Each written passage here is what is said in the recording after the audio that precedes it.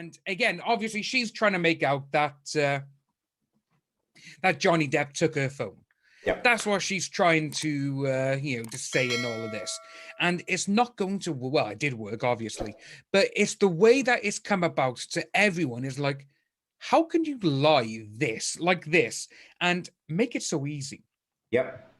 With the photos, just writing what she has on those mirrors. It, to me, it is almost like she is chemically imbalanced or something, the way Yeah. it's gone and the way it looks, because everything she has wrote on it, obviously, Soy Mom, said it better, call, better babe, do this or whatever. Well, she admitted to taking lots of drugs. She admitted to taking mushrooms, MDMA, not necessarily at this time, but she certainly admitted to it in her lifetime. And that was witnessed by many people. But the other thing I want to bring up too, man, like, you're absolutely spot on with what you say. You're absolutely spot on. It takes a really, really strange individual, like somebody who's got some real issues, to do this. So first of all, she threw the stuff at Johnny Depp. She severed his finger. Like, all these things happen.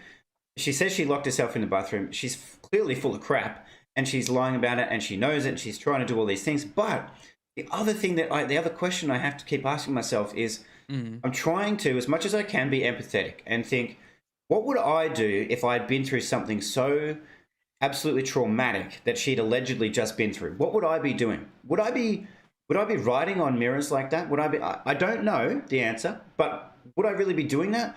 Or would I be doing what she said she actually did, which is lock herself in to a room, barricade herself in, which is actually what Johnny does, and be killing up they've and trying actually to go to admitted sleep. on tape. Yeah. Exactly. Yeah, and that's been her biggest problem the whole time, is that he leaves, and she won't give her access to attack him. So, to me, along with all of this, it doesn't work. Like, none of it makes any sense. Her transcripts from the court don't line up. Her testimony doesn't line up. Nothing lines up. So then it goes on to say, Ms. Heard's cross-examination. So under cross-examination on day 11, Ms. Heard testified that she had both lost her phone and had returned upstairs at some point, only to fall asleep, and had slept all day. So here's the cross-examination. Ms. Heard: I remember him picking up the phone and saying he was going to record. I thought he threw it, maybe like a baseball pitcher, but maybe he just threw it down. I cannot recall. It was sitting out on the floor or on the table at some point. Ms. Laws: when did you first discover your phone then, after Ms. Depp had left? Ms. Heard: I think sometime the next day, I believe. Excuse me. They gave me some medications and I slept. Ms. Laws: all right. Now, you have indicated that your phone was left downstairs as the recording was made, and you went upstairs to make a call to your sister, or would you have done on your iPad? That is what you just said. Ms. Heard: I do not recall making that call, but I did go upstairs at some point to fall asleep. Very interesting. Furthermore, Mr. King testified that he had completed a basic cleaning of the house, including the mirrors, in only a few hours. It is highly likely that the bathroom would have been kept available to him throughout this cleanup operation. There were at least 7 bathrooms in the property, according to Mr. Depp's testimony. The photographs themselves also give further irrefutable proof that Ms. Heard took the photos over a period of time during the early morning and well before the time she claims to have awoken. This proof is given in the below section, section entitled Proof of Perjury Number 2. In summary, the 2 photographs irrefutably prove that Ms. Heard wrote all of the graffiti in red lipstick. Basically, yes, and she wasn't barricaded in her room. All right, so it goes on a little bit more. Extent to which the judge was influenced. So persuaded was the judge by Ms. Heard's written and oral testimony with regard to the graffiti that, in his judgment, he very pointedly rejected Mr. Depp's testimony that the lipstick graffiti was written by Ms. Heard. The judge further dismissed Mr. Depp's testimony by asserting that the black graffiti appeared to have been added after the writing in red lipstick, and thereby must have been written by Mr. Depp, for he then wrote the graffiti in black. Following excerpts are both of Mr. Depp's court testimony and Judge Nichols' judgment. Okay, Mr. Depp, court day 3. Excuse me. Ms. Wass: there is some lipstick, a message in lipstick, which I presume is a call Carly. She said a better babe or something. Is that something different? Answer: call Carly Simon. She said it better babe. And there is a little smiley face with question: was that a message written on a different occasion or the same occasion? Answer: that is Miss Heard. So that's what Johnny Depp is saying. That is Miss Heard. Question: you say that had been written on a previous occasion. Answer, no. The call Carly Simon, she said it better, babe, I believe, was written after I had left the house to go to the emergency room. Question, it seems to cover the words call. Can you see that? Covers the A of Carly and said it was after that. The black goes on after the lipstick. Answer, in this photograph, it may look like that, but I, or maybe she, wrote it then. I do not recall seeing it. So that's what Johnny said, and now what Justice Nichols said. It was he, not she, who scrawled graffiti on the mirrors and lampshade. I reject Mr. Depp's evidence that it was Miss Heard who added the graffiti about Carly Simon. The writing in black, for which Mr. Depp accepted responsibility, appears to have been added after the graffiti in red, which mentions Carly Simon. Okay, contrary to the judge's assertion, it cannot be refuted that Miss Heard's redrawing of the letter zero or letter O in the word Simon clearly covers the black writing below it. When compared with the first photo, there is also much smudging of the black writing in the direction of the strokes of lipstick, which further proves not only that the lipstick is written over the black writing, but also that it was written before the black paint had fully dried and hence was written not too long after the black graffiti. Further irrefutable proof that the red lipstick covers the black paint is in Appendix 2, later in this document. Further, Miss Heard remained in court throughout Mr. Depp's cross-examination on day 3, and as such, not only would she have known that he was telling the truth in regard to the lipstick graffiti, but she then later gave contrary and false testimony on days 11 and 13, as shown above. Oh, man, just gets worse and worse. So here we go. Proof of perjury number 2. And so, again, you've got on the left, one small and one large towel over here. This is where it gets juicy now. I remember the dog. I've just gone down the side of it now. It is so well done of Andy. It really is. It really is. And so you've got a container on this side and on that side. You've got bath mat there as well. And you've got the string bikini bottoms up here. And then if you look at this magnification of the writing as well, you can see it's very smudged there. It says, in the image above, the second of the two photos, photo 1, shows a pair of string bikini bottoms hung over a towel rail and spread out to dry. Yes, it does. The same photo also shows a bath mat directly outside the open door of the first of the 2 shower cubicles. The bath mat shows irregular darker streaks on its surface that are likely to be streaks of wetness caused by the wiping of feet, which can be seen more clearly in photo 2, shown earlier. So, oh man, yeah, it gets really, really interesting. Okay, the first of the 2 photos in the above image, photo 3, is an earlier photo taken by Miss Heard. In this photo, there are 2 towels hanging on the same towel rail where the bikini bottoms were later hung out to dry, and there is no bath mat in the front of the shower cubicle. There is also a container seen between the 2 towel rails, which no longer appears in the second photo. So all this stuff is moving around. She's not keeping track of any of it at all.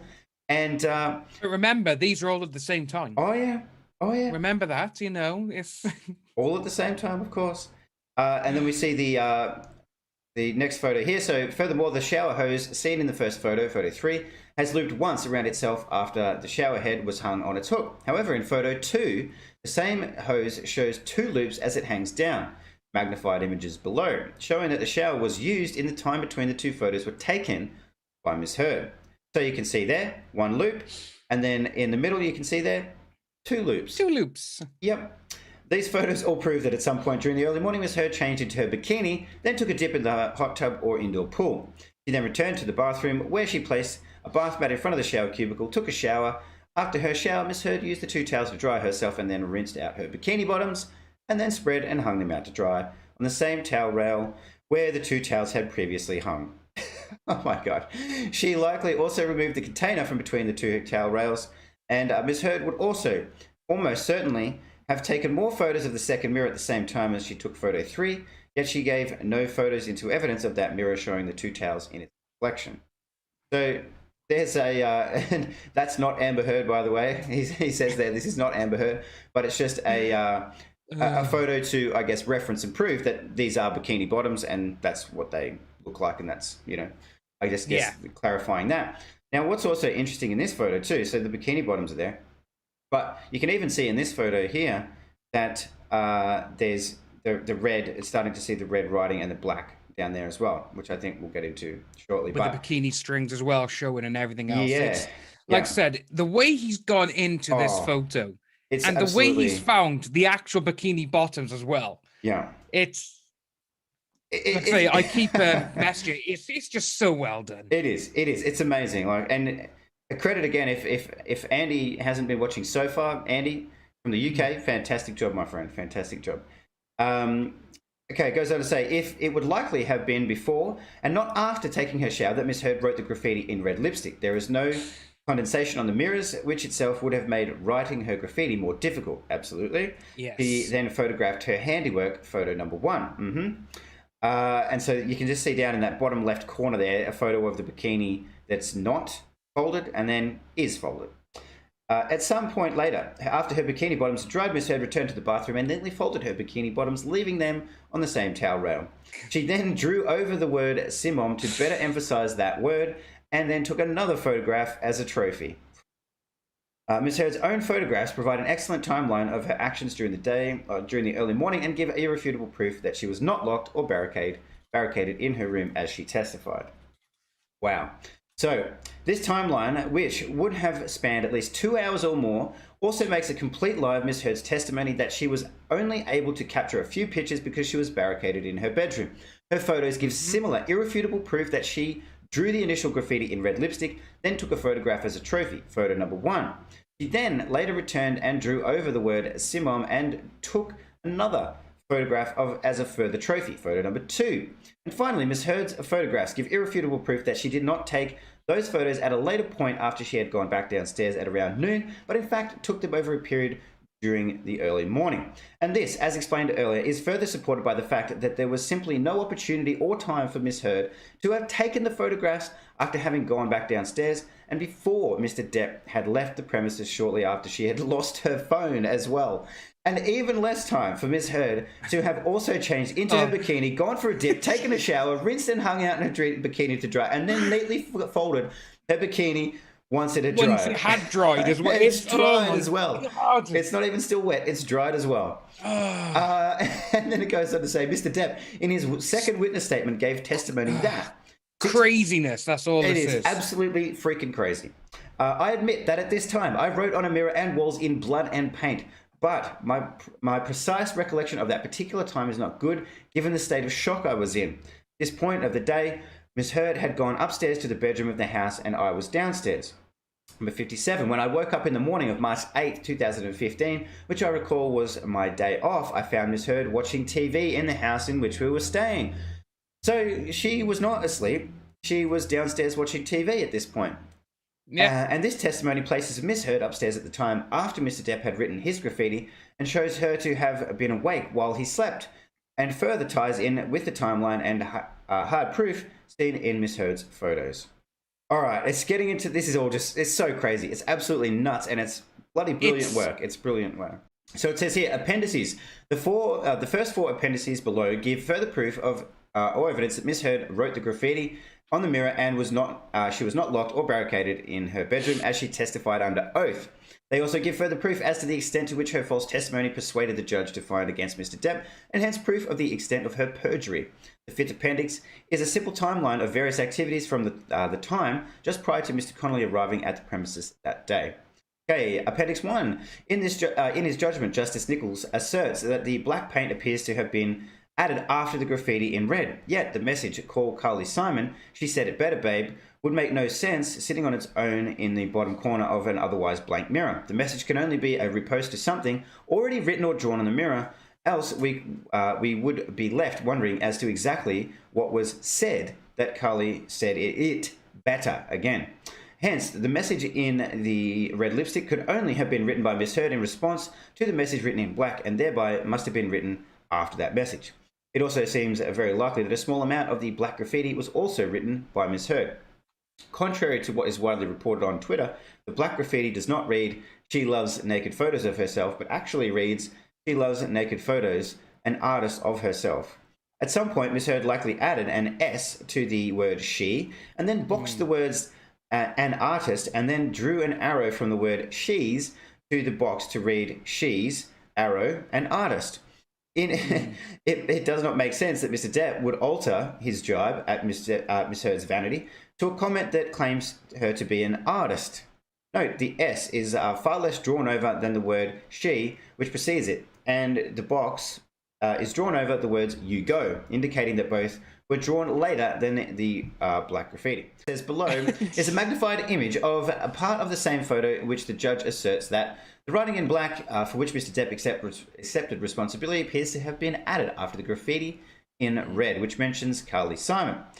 Contrary to Judge Nichols' assertion, it is very clear from the image that each stroke of lipstick shown by the yellow arrows partly covers the black writing below, then smudges the black paint in an arch shape in the same direction as the stroke. In some cases, the black writing is smudged well beyond its original location.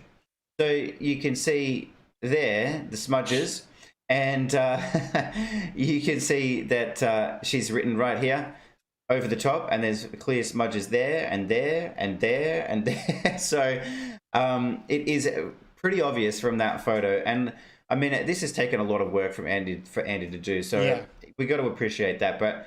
You know, for the judge the judge clearly didn't, and that's the other thing that I wanted to, that I wonder about is where were the experts? Where were the photographic experts to come in and say, this, that, or the other thing? Because Andy was obviously able to do it.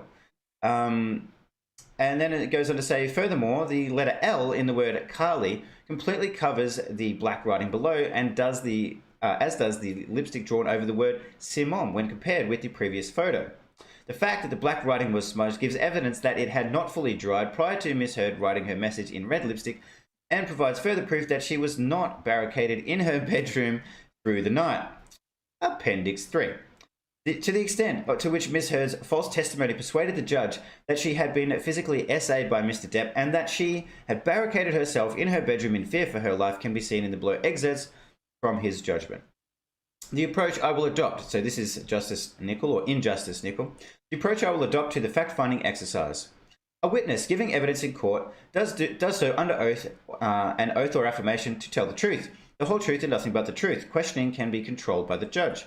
Questions are unclear and can be rephrased. If a question is not answered, it can be pressed subject to the court's control, and if still unanswered, may be the proper object of comment. Okay, so he said this. He denied the accusations that he had been physically violent to Miss Heard, as the defendants allege and as she had said in her statements. It was not the case that he had threatened to put out a cigarette on his own face. He was not off his face with drink and drugs. Miss Heard had not stormed upstairs or barricaded herself in her room. That was paragraph 315, and 363 says, she denied that she had been responsible for any of the damage to the house. She said a window had been broken and she had been startled by a bird who had flown through the damaged pane. There had been blood on the carpet and on the floor. There had been graffiti written on the walls, mirrors, and lampshades. Oh my God, that bird. My conclusions on Incident 8 are as follows. This is the judge. It was he, not she, who scrawled the graffiti on the mirrors and lampshade. I reject Mr. Depp's evidence that it was Miss Heard who added the graffiti about Carly Simon, the writing in black, and for which Mr. Depp accepted responsibility. Appears to have been added after the graffiti in red, which mentions Carly Simon in any event. Whether or not Miss Heard liked to have the last word, it would in all circumstances have been peculiar for her to add to Mr. Depp's graffiti. I do not accept that happened. And we saw that a lot. He did not accept a lot of things. Yet, taking all the evidence together, yeah, sure he did, I accept that she was the victim of sustained and multiple assaults by Mr. Depp in Australia. It is a sign of the depth of his rage that he admitted scrawling graffiti in blood from his injured finger, and then, when that was insufficient, dipping his badly injured finger in paint and continuing to write messages and other things. I accept her evidence of the nature of the assaults he committed against her. They must have been terrifying. I accept that Mr. Depp put her ink poison in fear of her life. I have also accepted the further allegation in the confidential annex regarding this incident, which of course we don't know what that is. And I'm going to quickly get through this last page. I believe this is the last page. And then I'll go over to you, my friend, and then we'll wrap up. Yeah, let's say it's about Appendix 4. You got page 18 afterwards. Okay, cool. Which is just about basically showing what the timeline. Done. Okay. Yeah. Well, what I might do is I might show the timeline. I might show the timeline now. Actually, let's do that. Yeah. Say I'm just going through here now. Say I think the timeline would be better. Yeah. All right. Let's do that. It's basically gone through that. There. All right. So what we've got here is Appendix 5. Time given in italics are approximate. Okay, fair enough. So 12:19 p.m. Be there in 4 minutes. This is Malcolm Connolly, right? Text with Andrew, the driver. Be there in 4 minutes. Jerry had been doing something else that day, so he wasn't around. He told me to get out of the property urgently with Andrew, the driver.